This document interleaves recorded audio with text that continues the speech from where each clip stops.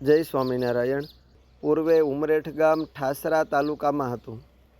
ત્યાંના તાલુકા મામલતદાર આશારામ નાયક હતા।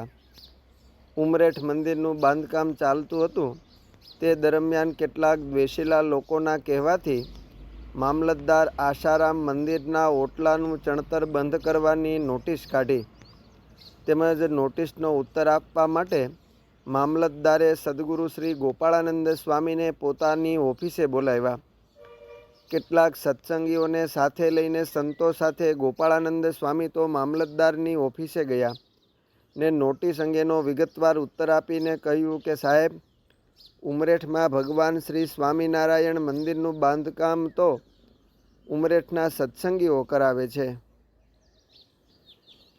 અમે તો ધર્મોપદેશ નિમિત્તે ક્યારેક ક્યારેક ઉમરેઠ આવીએ છીએ અને 2-4 દિવસ રહીને બીજે ગામ જતા રહીએ છીએ।